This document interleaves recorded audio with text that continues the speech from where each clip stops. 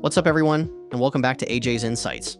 If you're new here, I break down all things movies, pop culture, and the stories behind the screen. So if you love deep dives, passionate rants, and honest takes, make sure to hit that like button, subscribe, and share this video with your fellow movie lovers. Today, I've got something that's been sitting heavy on my chest for a while. Why Henry Cavill is still my Superman. And yeah, sorry James Gunn, but I gotta keep it real.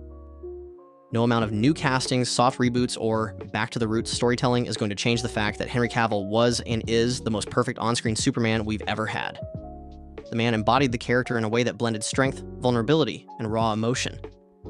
From the moment he stepped onto the screen in Man of Steel, he brought a new kind of depth to Clark Kent.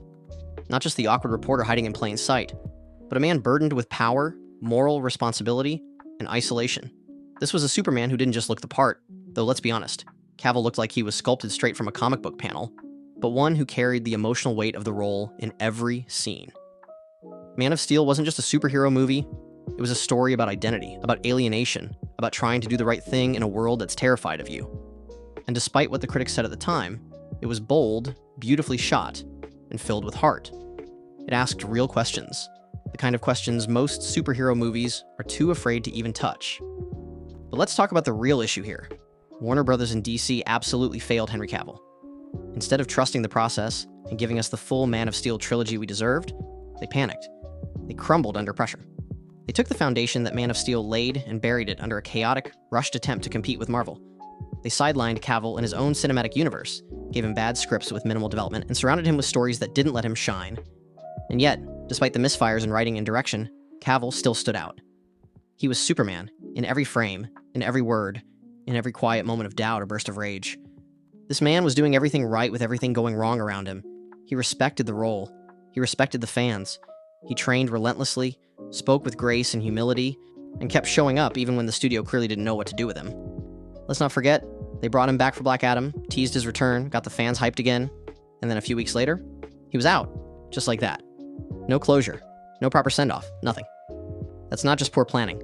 That's disrespectful to the fans and straight-up betrayal to Cavill himself. Now, don't get me wrong. I hope James Gunn's Superman legacy is great. I really do.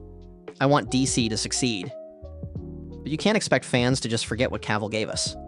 His Superman was the Superman for a modern world, a symbol of hope forged through struggle, not just handed to us in a catchphrase.